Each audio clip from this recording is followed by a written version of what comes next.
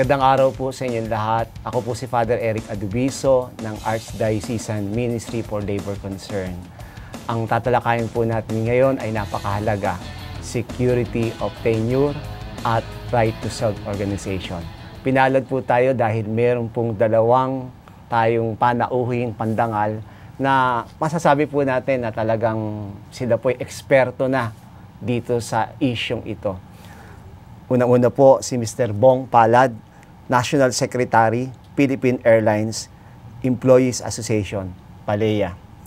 At ang ikalawa po ay si Wilson Fortaleza, Executive Committee Member, Partido ng Manggagawa at Vice President ng Laborem, Labor Advocacy for Reform Movement. Magandang araw sa inyong dalawa, Wilson at Bong. Marahil narinig niyo yung tatalakayin natin ngayon, yung security of tenure. Maaari niyo bang ipaliwanag kung anong ibig sabihin itong security of tenure na ito? Sa isang maiksing paliwanag na mauunawaan ng ating mga manonood. Well, sa umpisa po, magandang umaga po, Father Eric. Ang security of tenure po ay pinagkaloob sa atin ng saligang batas under Article 3, yung Bill of Rights. Ang pag-okupa sa isang gawain ay isang anyo ng pag-aari. Ito ay isang property na pinagkaloob sa isang mga mamamayan. Kung kaya't ito ay dapat bigyan ko kasaysayan at ipagkaloob ng buo sa isang mga manggagawa. Ayon na rin sa tinadhana ng saligang batas. Sa maiksing sa pangkaraniwang Pilipinong manggagawa, anong ibig sabihin itong security of tenure sa wika natin? Seguridad sa trabaho. Siguro kung para mas maintindihan ng kailangan sigurong sagutin yung tanong bakit kailangang bigyan ng seguridad sa trabaho ang mga manggagawa. Kasi lahat naman ay naniniwala na yung relasyon ng employer, ng kapitalista at manggagawa, simula't simula ay hindi patas. Yung isa ay makapangyarihan, yung isa ay wala.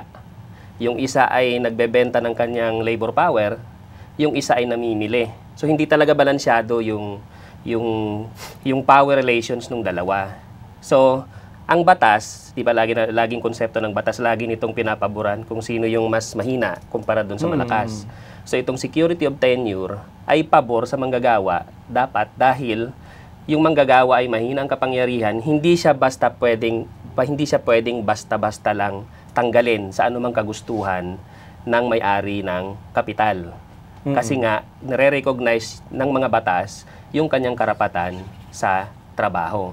Kaya kahit ang kapitalista galit sa'yo, di ba? O kaya hindi kanya gusto sa pagtatrabaho mo, pero dahil na-secure mo na yung seguridad na yun, hindi kanya basta-basta tanggalin. Liban lang kung dadaan ka sa isang prosesong itinatakda rin ng mga batas.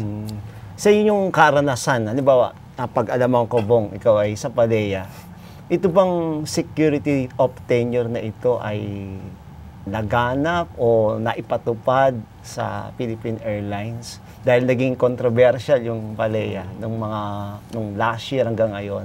Anong karanasan mo rito? Well, salamat po sa ating mga ninuno dahil nung mapasok ako sa Philippine Airlines, ako isang regular na manggagawa. At dahil sa pakikipaglaban nila noong kanilang panahon, napakinabangan kong regular na trabaho sa Philippine Airlines sa mahigit 30 taon o 3 dekada. Napakatagal pa yan. No?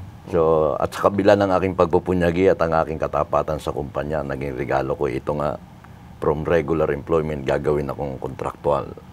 Binabaliktad ni Mr. Tan ang daigdig ng mundo ng manggagawang Pilipino na yung mga kontraktual na empleyado ay nangangarap na maging regular.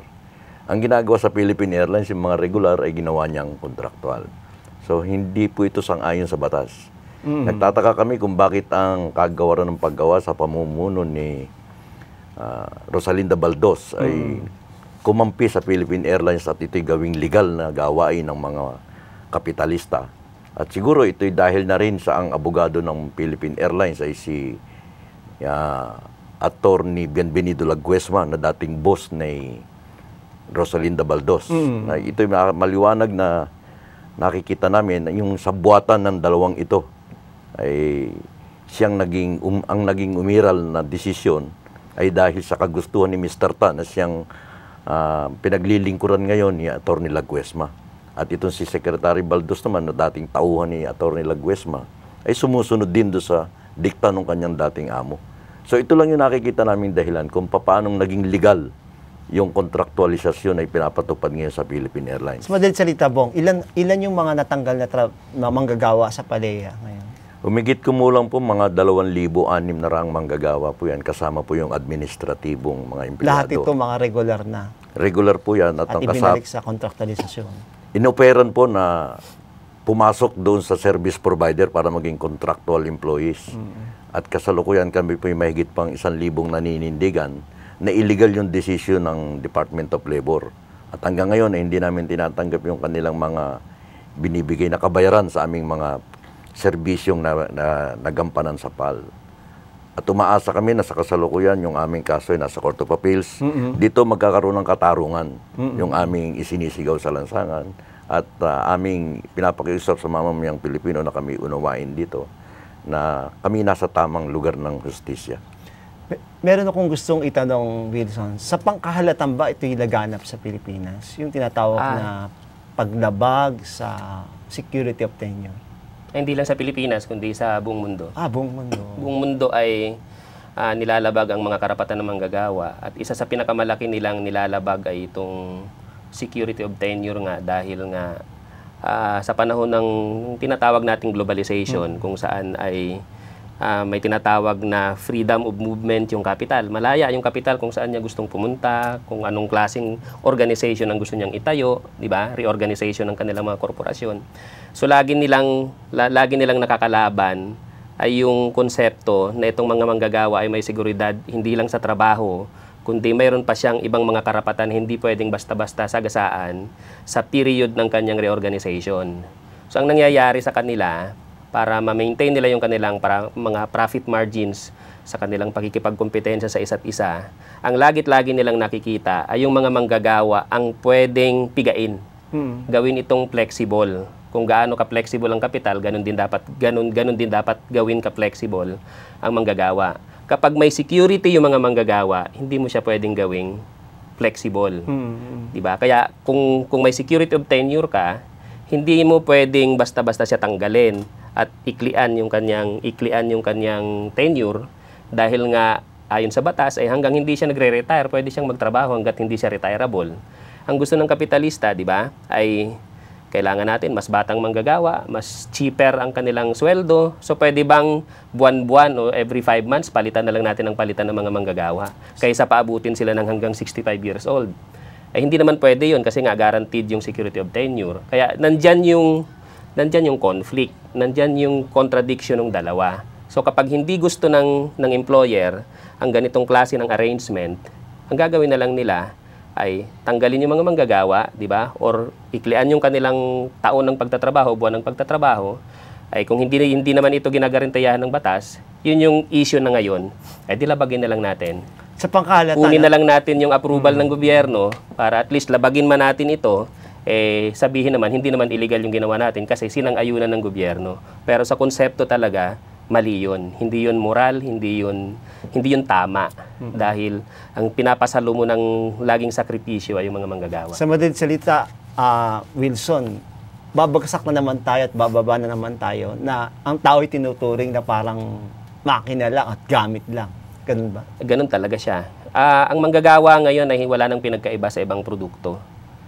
Kung gano'n naman talaga siya. Sa madaling salita, yung tao ay parang produkto na lang. Oo, kaya nga may tinatawag na ngayon na labor market. Yung manggagawa, nagko-compete na sa isa't isa. Mas mahal ka ba? Mas mura ka ba? Mas flexible ka ba? Mas hindi ka ba flexible? Ganun na ang usapan ngayon. So kaya nga mayroon tayong konsepto ngayon ng labor market. Dati wala yan. Wala yung ganyang klase ng konsepto. So, commodified ang labor, nag-uusap na lang tayo ng presyo. Kung ang isang bagay, halimbawa, kung ang karne ng baboy ay 180 per kilo, ang manggagawa ay magkano? 446 na lang. 446 per 8 hours.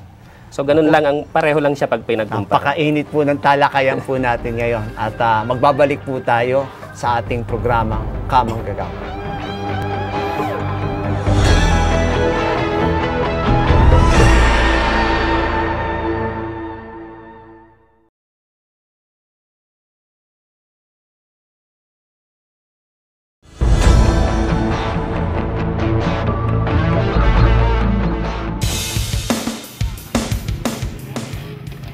10 taon na po kaming contractual. Tuwing ika-5 buwan, na-endo kami. Tama po ba yun? Magandang araw po ulit. Ako po si Father Eric Adubiso. Nagbabalik po tayo sa programang Kamanggagawa. Tinatalakay po natin ngayon ang security of tenure at meron po tayong dalawang panauhin. Naputol tayo, Wilson at Bong, dun sa usapin ng security of tenure. No?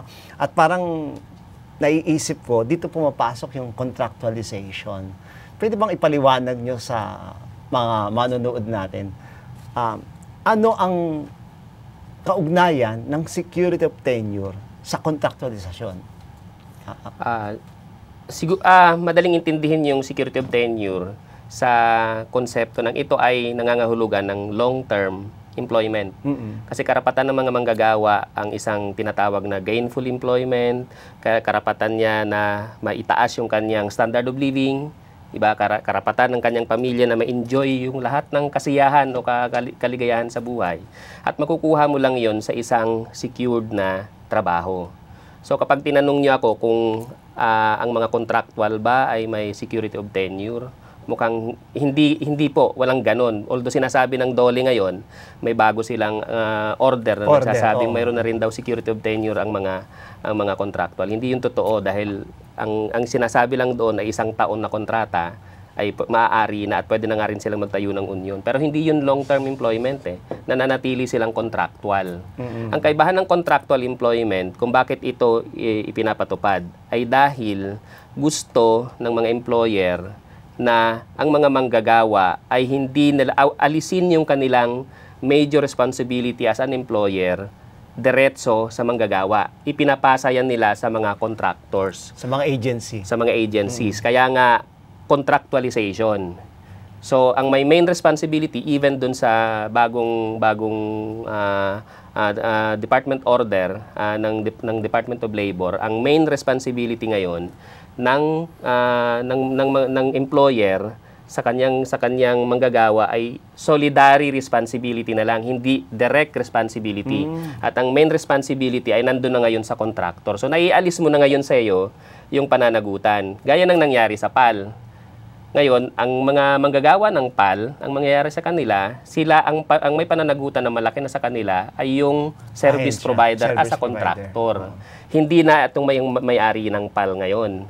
So, napaka-effective yung ganong klase ng strategy para hindi ka lang mabawasan ng gastos, mawalan ka pa ng sakit ng ulo, diba? Dahil wala ng union, ang ugnayan ng employer-employee relationship. No? May tinatawag na lang silang konsepto ng solidary liability.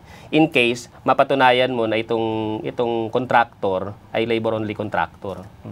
Kung hindi naman, wala na talaga. Completely wala nang pananagutan yung dati mong employer. So, yun ang target ng mga kapitalista, yung tanggalin yung kanilang katungkulan sa kanilang mga empleyado na ito ay bigyan nila ng mga serbisyo. Katulad ng mga libreng gamot, libreng hospital at kung ano-ano pa. Saan yun ang contractualization? Wala sila nito. Dahil wala na yan. Hindi ito pananagutan ng mga employer. Dahil ito ay mapupunta na doon sa subcontracting agencies. Ngayon naman, bilang contractual kang empleyado, meron ka namang pinirmahan doon na hindi kasagot yan ng hospitalization at ng kung ano-ano pa mga serbisyo. So sa kontrata, pwede rin sabihin ng service provider na hindi kasama yung libreng hospital, hindi kasama. Wala yun doon, definitely. So ito yung talagang iniiwasan ng mga namumuhunan na ipagkaloob sa mga manggagawa. So parang nakikita ko, Bong, parang pulubi manggagawa dyan. Correct. Habang ipinagbibili ng gobyerno ang mga serbisyong ito sa mga kapitalista, ito naman ay pinababayaran sa mga manggagawang kakaramputan sweldo na walang benepisyong ganito katulad ng isang regular na empleyado. So ito yung malaking balintunaan ng mga pinagsisigawan ng mga kapitalista na sila'y handang tumulong, na sila'y handang kumalinga sa kanilang mga empleyado.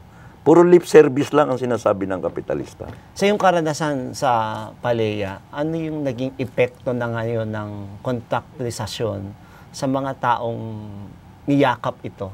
Well, sa personal kong karanasan, ay pagtapos ko yung 2 kong anak sa pagiging regular kong empleyado. Ang masaklap nito, nung pumasok yung 2 kong anak na napag-aral ko, pareho sila ngayong contractual na empleyado. Humihingi pa nga sa akin ng pamasahin 2 bata dahil kapos yung kanilang sweldo.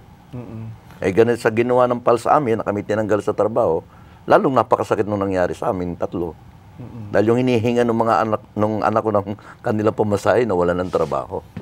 Bilang leader manggagawa, Wilson, ano yung epekto sa isang manggagawa regarding this contractualization, lalo na sa buhay nila? Ang pinakamalaking epekto bukod dun sa madaling kwentahin yung economic kasi halimbawa from regular to contractual, mababawasan sigurado yung benefits mo.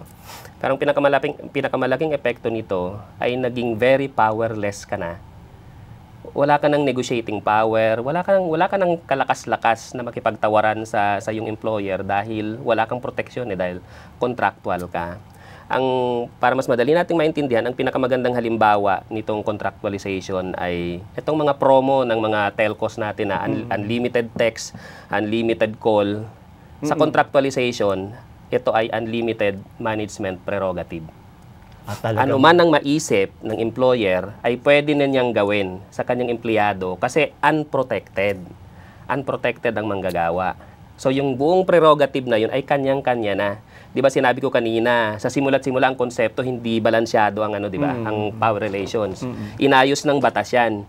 Yan yung gustong i-reorganize ulit ngayon nung buong system, globally, na yung dating napaka-powerless na manggagawa ay manatiling napaka-powerless pa rin na manggagawa. O sobrang powerless siya ngayon sa panahon ngayon. Habang nagiging moderno yung panahon, nagiging less and less powerful ang mga manggagawa. Wala siyang kalakas-lakas na Pero sabi malaki.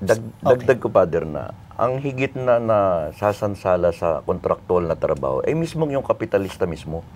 Dahil yung mga manggagawang na dapat nabibili ng produkto nila, walang sapat na pera upang ipambili ng produkto. Kaya kung hindi nyo napapansin, ang mga manggagawa ngayon, puro noodles na lang ang kinakain. Puro Yun na lang ang kaya nilang bilhin. Mamimili sila ng mga kanilang damit, pupunta lang yan sa mga ukay-ukay. Para sila makabili ng kanilang mga gamit sa bahay katulad ng mga appliances, pupunta sa financial institution, mangungutang, maglo-loan, para lang makabili nito. Anong klaseng sistema yan? So kaya ang ekonomiya, ang una nagsasuffer dito sa contractual na trabaho. Look at sa Japan or sa Europe, ang mamahal ng standard ng living dyan. Pero dahil matataas ang sweldo nila, they can afford to buy this and buy that. So maganda ang ekonomiya nila. Dito sa Pilipinas, lahat na lang kinokontraktual, lahat na lang tinitipid ang sweldo, hihingi ka ng 125 na dagdag sweldo, bibigyan ka 20 pesos. Ano pa yun? Bombay pa. Hulugan pa ang ginagawang bigay ng gobyerno.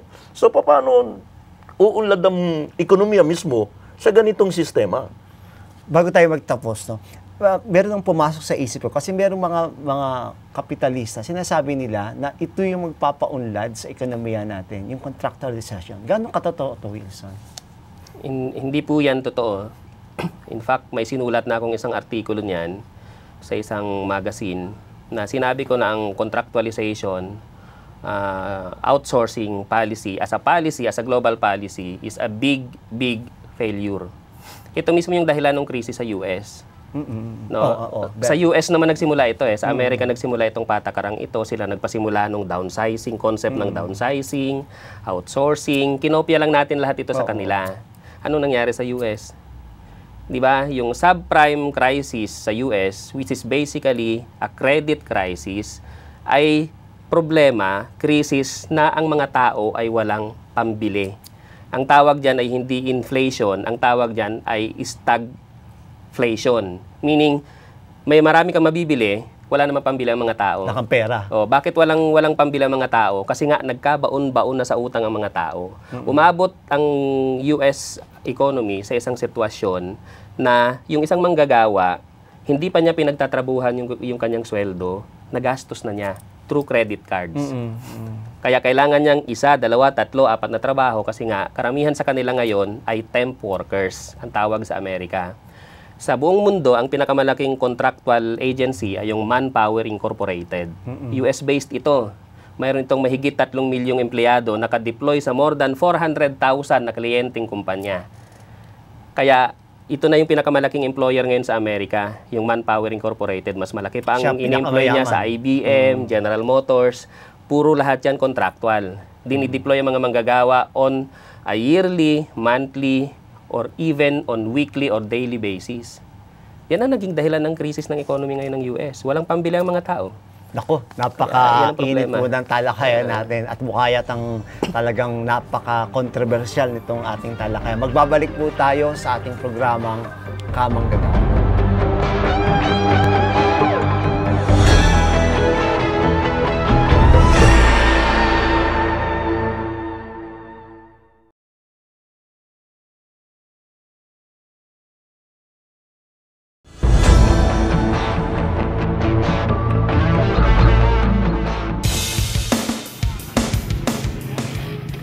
Ano po ba sa batas ang tungkol sa security of senior? Nagbabalik po tayo sa ating programang Kamang Gagawa at meron tayong naputol na talakayan, Wilson at Bong. No?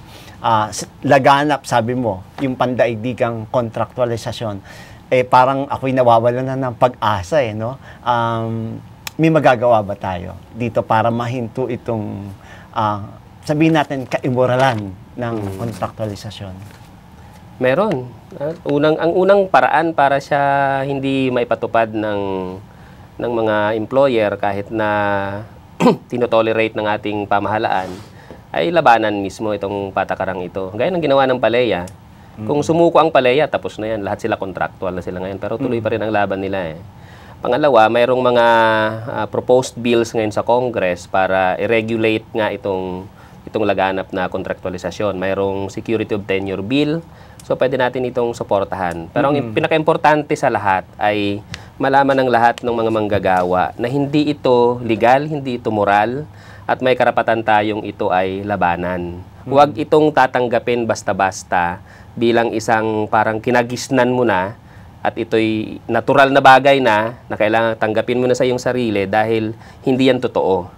Ang totoo, mayroon tayong karapatan ngayon, nandiyan ang konstitusyon, nandiyan ang labor code, nandiyan ang mga conventions ng ILO, lahat yan ay protection para sa atin. Pag hindi natin ginamit yan, at tinanggap na lang natin yung katotohanan na wala na tayong magawa, ay lalo lang lalakas ang loob ng mga kapitalista na labagin ito. Para mamimihasa lang sila. Mamimihasa sila, gaya ng ginagawa na nila ngayon. So, maganda nga na mayroong nilabas na bagong order ang DOLE, kaugnay nung paanong poproteksyonan kahit yung mga kontraktual na manggagawa.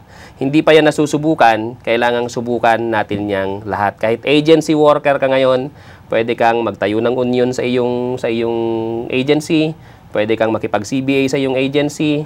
So, subukan natin yan. Malaking hamon ito sa atin na kung sa mga regular na manggagawa, ipagtanggol natin yung ating mga regular na trabaho, wag nating isusuko. Sa mga kontraktual na manggagawa ngayon, gawin nating i-maximize natin kung ano yung ino-offer ngayon ng bagong department order, subukan natin kung yan ay makakapag-protection sa ating sarili. Kung hindi pa rin yan magagawang proteksyon ng ating sarili, ibig sabihin ay may malaki na talagang problema itong sistemang ito. Kailangan na nating, baka yung buong sistema na mismo ang kailangan nating baguhin. Hindi lang band-aid solution. Hindi na lang, hindi lang. Bong, may magagawa pa ba tayo? Meron. Sa kabila ng hindi patas na papatupad ng batas sa Pilipinas sa usapin ng paggawa. Dahil dito malinaw sa dami ng mga union na winasak ang mga kumpanya, ay wala ni sino mang kapitalista ang naparusahan. Samantalang ang manggagawa, konting pagkakamali, tanggal ka sa trabaho. Diba? Pero bakit walang batas na kumukontrol dito sa mga kapitalista na ito dapat din parusahan kung winawasak nila isang union. Kamukha ng ginagawa nila sa amin. Di ba? So, ano yung karampatang parusahan dapat na igawad sa may likha ng ganitong sistema? Yun ang hindi patas na laban eh. Kamukha lang ng usapin ng sweldo. Regulated ang usapin ng sweldo ng manggagawa. Pero yung management prerogative, sabi nga ni Ka Wilson, unlimited. Kung ano maisip ng kapitalista, yun na yun. Walang kontrol ang pamahalaan. Walang kontrol ang pamahalaan. Yun nga eh. Kaya hindi parehas yung pagpapatupad ng batas at yung mga batas na umiiral. Very powerful ang management prerogative. Hanggang sa pagbasag nga niya ng union. Parang dogma pala sa simbahan yan. Oo, ganun. So, ito baka dapat, kailangan, siguro dagdag ko lang, baka kailangan, pero wala ito doon sa proposed na security of tenure bill. Baka ang kailangan ay may mga proposal na gawin nating kasong kriminal ang mga paglabag sa karapatan ng mga manggagawa. Kasi hindi criminal case to eh. Diba? It's purely labor case. Financial. Na ang kapalit ay financial. Pag mali ang kapitalista, magbabayad lang siya ng separation pay, magbabayad lang siya ng back wages, pero ang winasak niyang buhay, napakarami. Anak. Oo, anak, di ba? kinabukasan. Samantalang ang jaywalking, may pauso ngayon yung MMDA, di ba? Na hinuhuli yung jaywalking, may parusang community service.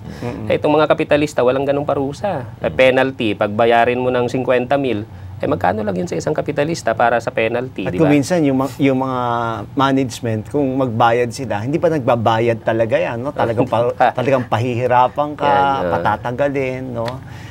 Meron akong tanong na konkreto yung mga security guard, yung mga sales lady, yung mga volunteer sa isang institusyon, binibigyan sila ng allowance. Paano natin to matatawag? Ano ba sila? Sila ba'y manggagawa? Pero binibigyan sila ng pera. Binibigyan sila ng sahod. No? Anong tawag dito? Yung mga ganyan, yung mga service workers na ganyan, security guards at iba pa janitors, yan yung sa batas ay pwede mo talagang i-contract out. Kasi nga yan yung mga tinatawag na hindi necessary and desirable sa production mo. So paglilinis ng building mo o yung magbabantay ng building mo, pwedeng hindi na sila regular na empleyado doon sa hindi na sila related sa production, pwede mong i-contract out. Ngayon, may agency naman sila. 'Di ba? Hired sila ng agency na siyang nagdi-deploy dito sa mga So dapat ang magbigay ng proteksyon sa kanila, magbigay ng lahat ng pangangailangan nila itong mga agency. Kaya nga sinasabi ko kanina, subukan natin itong DO18, yung bagong series ng Department Order number 18 kasi ito yung para sa kanila. Para sa mga contractual workers na paulit-ulit lang dinideploy, nililipat-lipat, 'di ba?